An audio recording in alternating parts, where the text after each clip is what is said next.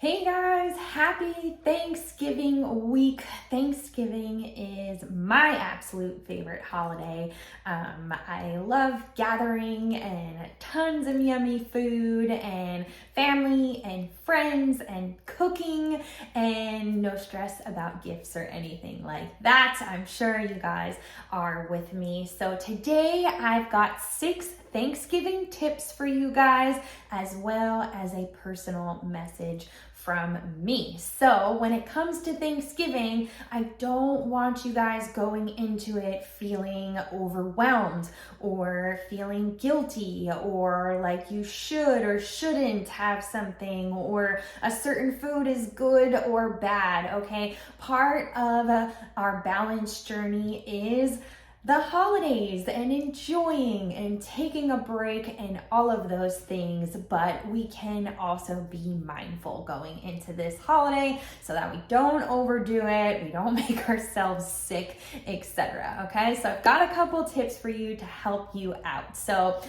tip number 1, if you are cooking a dish or if you're cooking the whole spread for family and friends, try to prioritize using as minimal ingredients as you can, okay? So I totally get it. It's really hard to go against like old school family tradition and what people are used to.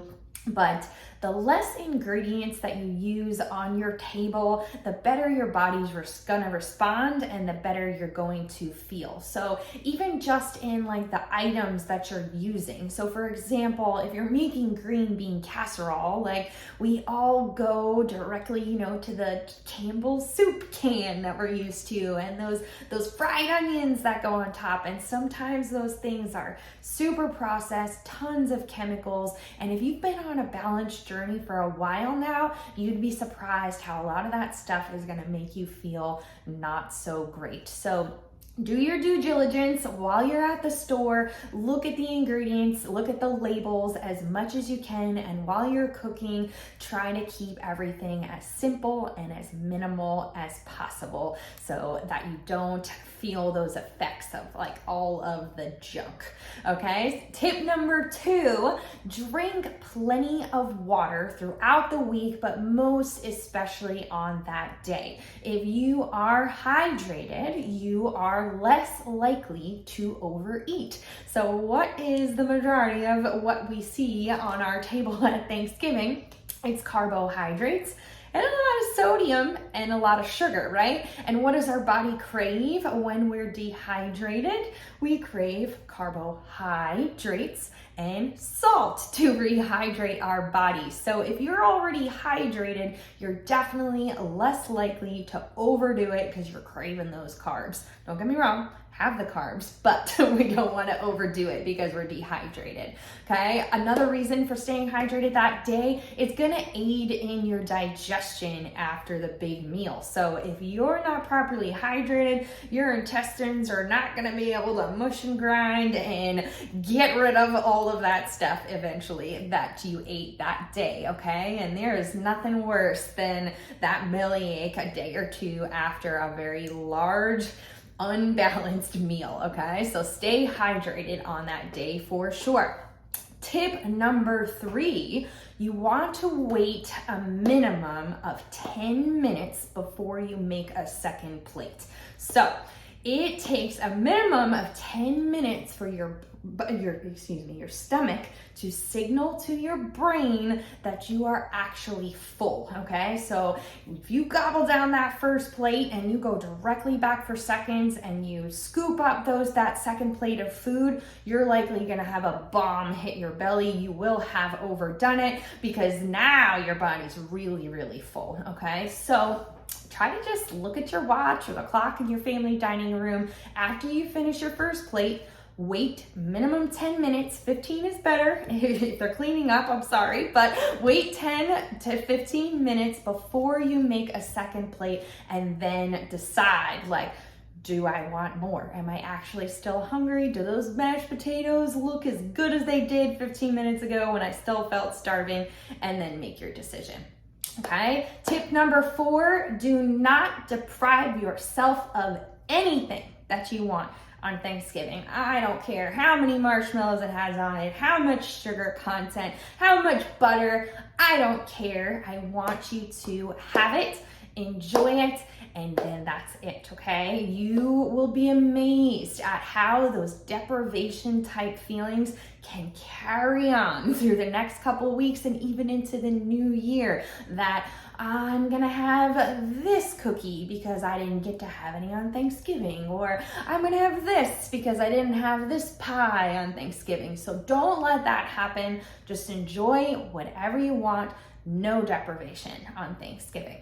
All right, tip number 5, while you're not depriving yourself whatsoever, and I don't always like to just keep it to strictly that day, because sometimes, there's 20 different dishes on the table and there's so many leftovers that maybe there's a couple things you don't get to try actually on Thanksgiving, and there might be leftover and you might want to have it the next day on Friday for lunch, okay? So you don't have to just keep the meal to that day, to that specific Thanksgiving dinner, okay? You can enjoy some leftovers, but I like to say Thursday, Friday, and then Saturday, okay? That's when we get to indulge. Come Sunday morning, you're done.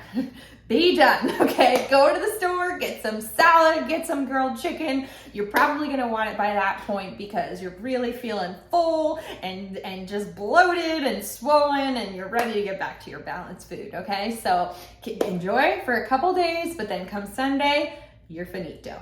All right, and the last tip is number 6, to move your body in any way that feels good, okay? So sometimes when we eat and drink in a way that we normally don't, and it's outside of our normal, lots of extra calories, lots of sugar, sometimes our bodies tend to be inflamed and we actually have maybe some joint pain or feeling really, really fatigued from the meal that you ate, okay? So if a workout is not exactly on your radar, even though you really wanted it to be, that's okay. Just try to continue moving in whatever way that feels good, because the less you move, the more you're gonna hurt, okay? Some stretching, a light walk, just as simple as some twisting motions, laying down on the ground. Get that food moving in those intestines, okay? If you sit still, if you just post up on the couch and watch the football game and all the football games for the whole weekend, you are really not going to feel good, okay? So it doesn't have to be all 5 normal workouts like you typically do. If you find you're hurting, that's okay. Listen to your body, but do what feels good and continue to move. Okay, and a little Thanksgiving message and just some mindset, mentality thoughts for you guys. Try not to get caught up in the hustle and bustle that is the holidays, that is Thanksgiving, okay? Whatever your sister-in-law said to your mom behind your back, it doesn't matter. It doesn't matter that you burned the rolls or you left them in the oven and forgot to put them on the table. It doesn't matter that PTA mom from school, that her Pinterest perfect table looked way better than yours. It really, really, at the end of the day, doesn't matter. I used to stress about all of this stuff, and I truly lost what is actually important in the past couple years of my life. Those of you who have worked closely with me for a while know that my health has taken a serious toll from my unbalanced lifestyle for a very long time. So because I stressed so much, I lost sight of what was truly important, which was my health and my happiness. And for a long time there, I didn't have either one of those things. And I don't want you guys to lose sight of that. So be present, be mindful, be quiet for a few minutes, and truly just take in your surroundings.